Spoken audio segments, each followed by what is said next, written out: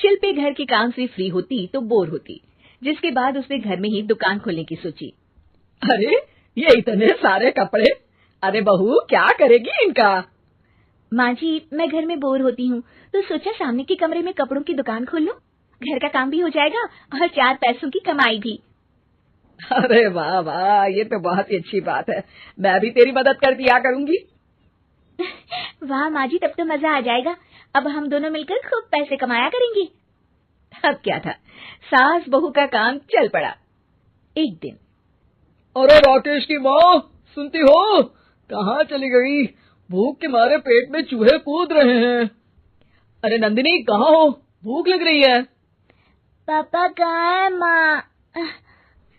पता नहीं बेटा, भूख लग रही है। आज तो किसी ने चाय भी नहीं पूछी। तभी सास बहू घर के अंदर ढेर सारे सामान के साथ आती हैं और वो भी हंसती हुई।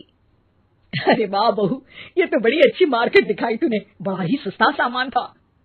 हाँ माँ जी, और ये सामान हम डबल पैसों में बेचेंगे, मजा आ जाएगा। अरे बहू, भूख लग रही है, कुछ खाने को दे दे। माँ क्या बात है, आज किसी ने पापा को चाय भी नहीं दी? अरे बेटा, अब 40 साल में तेरे पापा ने क्या चाय बनाना भी नहीं सीखा? अरे बेटा रहने दे अब इस बहस को। तुम लोगों ने वैसे बनाया क्या है? बहू परेशान हो जाती है और सास को अकेले में लेकर जाती है। माँ जी, आज तो हम लोगों ने खाना ही नहीं बनाया। अरे बेटा, बाहर के छोले भटूरों से पेट इतना भर गया कि याद ही नहीं रहा कि घर में ये लोग भी हैं खाना खाने के लिए। अब क्या किया जाए? तभी घर में एक महिला आती है। जी, वो सुना है आप लोगों की यहाँ साड़ी बिकती है, जरा दिखाएंगे क्या? हाँ हाँ, क्यों नहीं।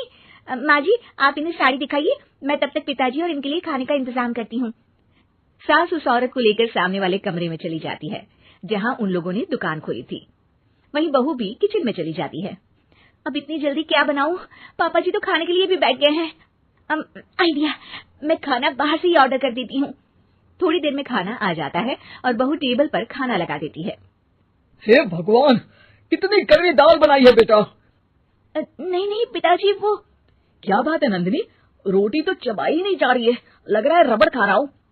एक तो इतने महंगे होटल से खाना मंगवाया और वो भी इन लोगों को पसंद नहीं आया। तभी सास नोट गिनती हुई बाहर आती है। वाह माँ जी, बड़ी कमाई हुई लगती है। हाँ, मैंने वो 2000 वाली साड़ी 3000 में बेच दी। अरे वाह माँ जी। दोनों सास बहू बहुत खुश हो जाती हैं। मेरे पेट में ना बेटा जोर का दर्द हो रहा है। अरे माँ, क्या हुआ? पेट में दर्द? बाहर का कुछ खाया था क्या? मैदा तो नहीं खा लिया? मैंने छोले भटूरे खाए थे। माँ क्यों खाए? आपको तो पता है कि आपको मैदा सूट नहीं करता। चलिए माँ को डॉक्टर के पास ले जाते हैं। तभी अंदर से पापा की आवाज आती है। हे भगवान, मेरा तो पेट खराब हो गया। सब पिताजी के पास जाते हैं। पिताजी, आपको क्या हुआ?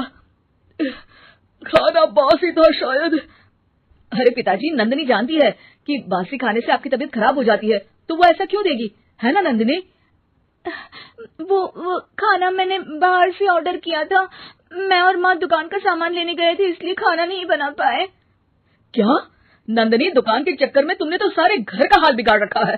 चलो अब माँ और पापा को लेकर अस्पताल चलते हैं। अस्पताल में जाने पर डॉक्टर कहते हैं, हाँ, इन दोनों को तो एक दिन के लिए एडमिट करना पड़ेगा। क्या? क्यों? पेट ही तो खराब है ना।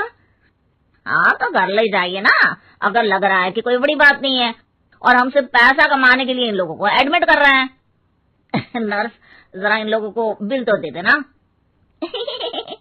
चलिए मैं आप लोगों को पैकेज समझा देती हूँ। जब बहू के हाथ में बिल आता है, हे भगवान, 60,000 रुपए! इतना तो मैंने कमाया भी ना था। अब समझ गई कि कमाई के चक्कर में घर के लोगों की सेहत के साथ मैं खिलवाड़ कर रही थी।